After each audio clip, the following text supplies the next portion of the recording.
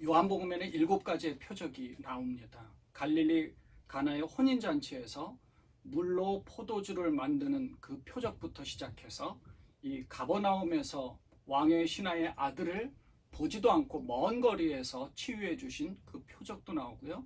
오병이어 바다 위를 걸으신 일, 또 날 때부터 맹인이었던 사람을 고치신 일, 또 죽은 나사로를 살리신 일, 그리고 오늘 말씀드리는 베데스다 목가에서 38년 된 병자를 고쳐주시는 이 표적까지 전부 7가지입니다.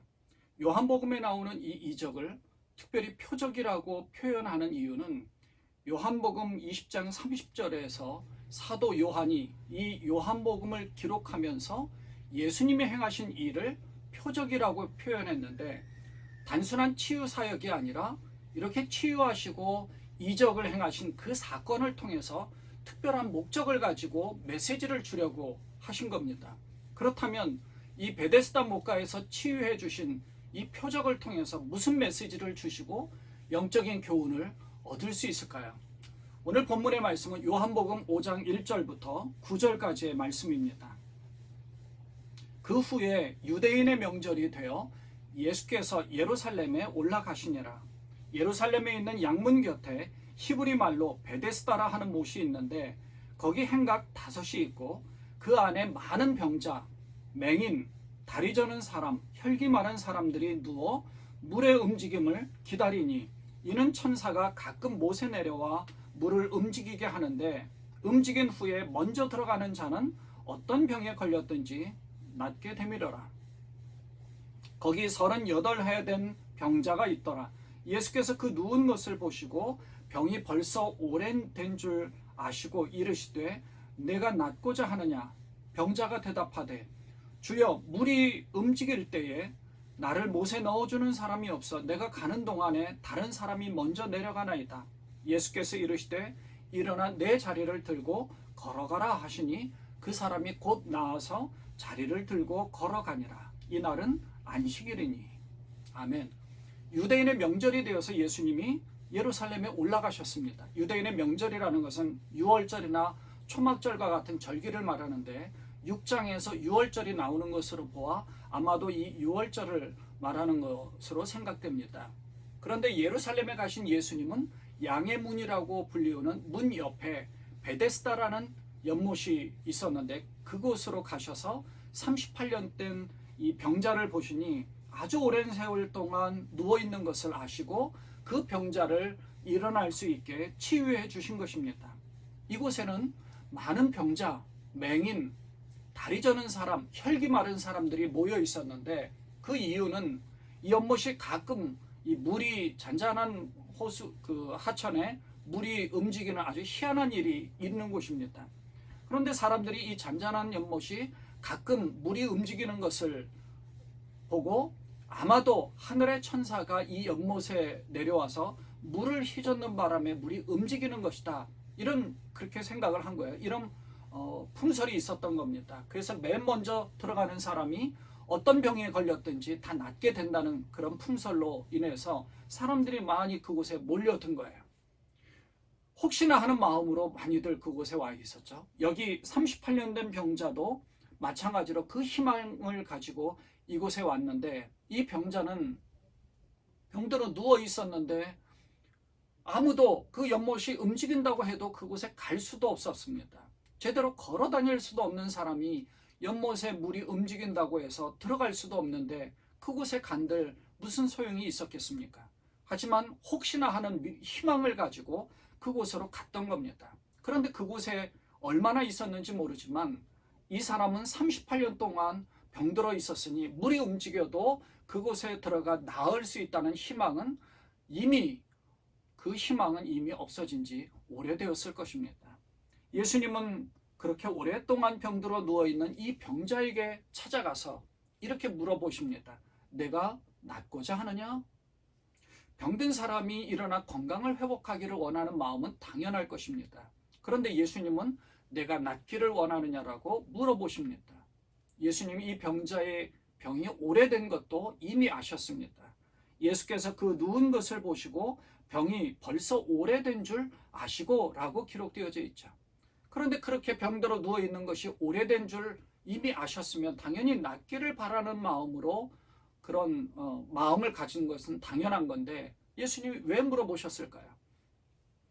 38년 동안이나 병들어 누워있던 이 병자는 그렇게 오랜 세월 동안 일어나지 못해 당연히 병이 나와서 일어나기를 원하는 것이 제일 큰 소망이었겠지만 오랜 세월 동안 이렇게 살다 보니 일어날 수 있는 믿음도 약해졌고 희망도 사라져서 다시는 일어나지 못하는 체념 가운데, 좌절 가운데, 절망 가운데 그냥 자기의 인생이 그렇게 끝나는 것으로 체념한 상태에서 살았을 것입니다.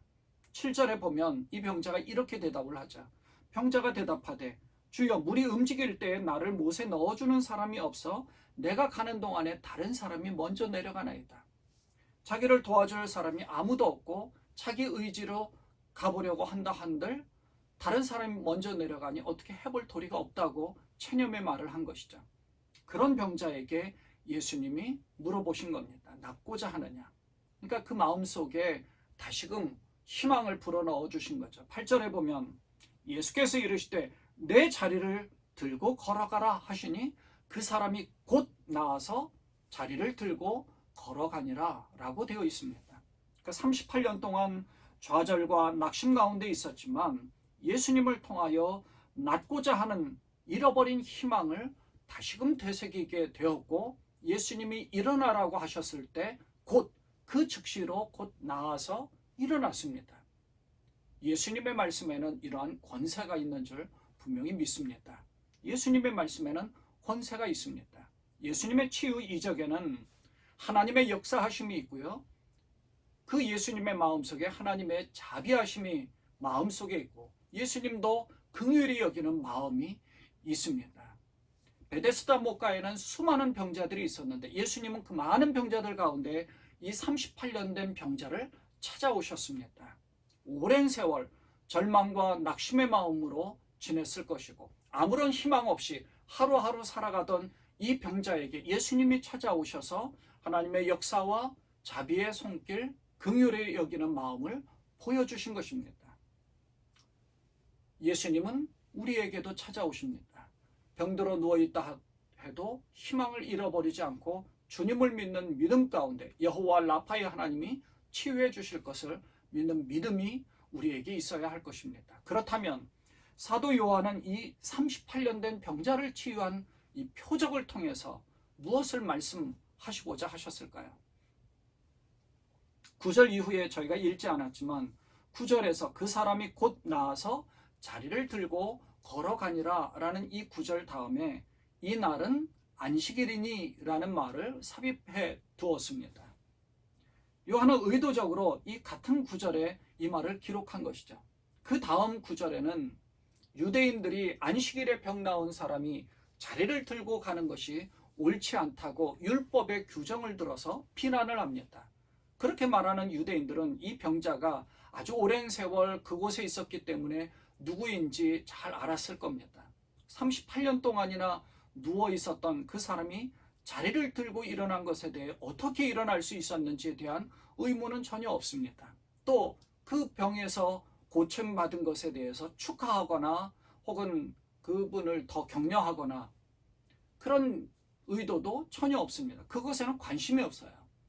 단지 한 가지 안식일에 그렇게 자리를 들고 가는 것은 율법에 어긋나는 일이다라고 지적만 할 뿐입니다. 그래서 그 병자가 자기를 낫게 한 그가 자리를 들고 걸어가라고 그렇게 해서 그렇게 한 자기는 자리를 들고 걸어간 것이라고 이야기합니다. 16절에 보면 이 일로 인해서 유대인들이 예수님을 박해하게 되었다라고 기록합니다. 이 일로 인해서 유대인들이 예수님을 박해하기 시작을 했고 예수님을 미워한 겁니다. 그것은 병자를 고친 것보다 안식일에 일을 행한다는 것을 얘기하는 거죠.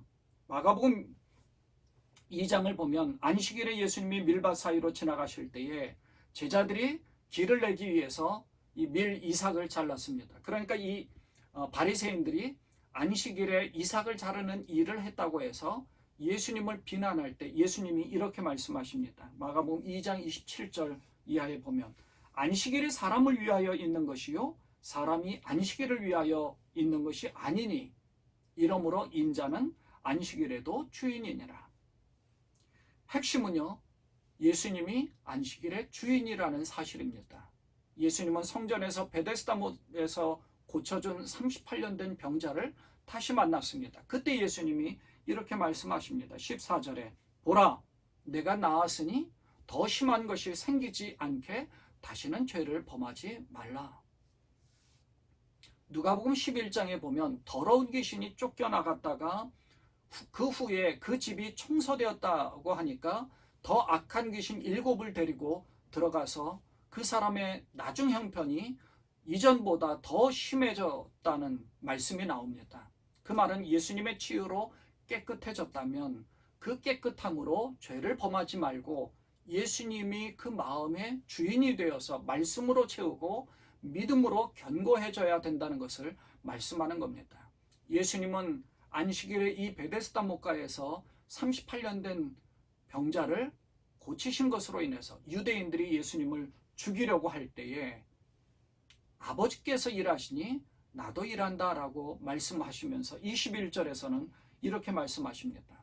아버지께서 죽은 자들을 일으켜 살리심같이 아들도 자기가 원하는 자들을 살리느니라. 예수님은 안식일의 주인이 되시는 분임을 분명히 하시면서 하나님의 권세가 예수님에게 있음을 말씀하신 것입니다. 그리고 예수님이 찾아오시면 나을 수 있다는, 그래서 예수님은 그 38년 된 병자에게 찾아가서 일으켜 세워주신 것입니다. 예수님은 원하시는 자들을 살린다고 말씀하신 겁니다. 그 후에 24절에서 내가 진실로 진실로 너희에게 이르노니 내 말을 듣고 또 나 보내신 이를 믿는 자는 영생을 얻었고 심판에 이르지 아니하나니 사망에서 생명으로 옮겼느니라 라고 말씀하십니다. 그리고 그 이후에 39절에서는 너희가 성경에서 영생을 얻는 줄 생각하고 성경을 연구하거니와 이 성경이 곧 내게 대하여 증언하는 것이니라 이렇게 말씀하십니다. 사도 요한은 이 38년 된 병자를 고치신 표적을 통해서 예수님이 하나님 되심과 하늘의 권세가 있으신 분이고 이 예수님을 믿어야 영생을 얻을 수 있다는 사실을 가르쳐 주셨습니다. 영생을 허락하시는 예수님은 오늘 우리에게도 찾아오셔서 치유해 주시며 또 영생을 허락해 주시는 분인 줄 우리는 분명히 믿습니다. 이걸 우리는 확신하는 겁니다. 그리고 예수님을 바라보는 거고 예수님을 만나는 거고 예수님을 내 안에 영접하는 것입니다. 그래서 이 땅의 건강뿐만 아니라 영생의 삶을 사는 우리가 되어야 하는 것입니다. 예수님으로 인하여서 영생의 삶 그리고 이 땅에서의 치유의 그 손길, 그 치유의 이적을 경험하시는 그런 여러분 되시기를 주님의 이름으로 축원을 드립니다. 기도하겠습니다. 하나님, 이 땅에 사는 동안 여러 가지 어렵고 힘든 일 많이 있습니다.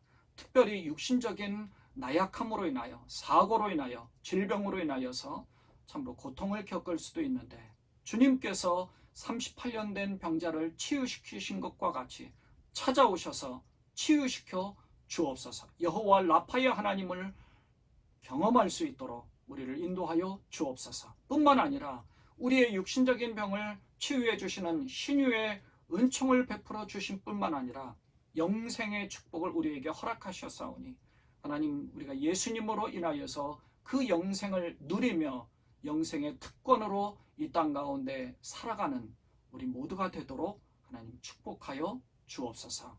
우리 주님 예수님의 이름으로 감사하며 기도드리옵나이다. 아멘.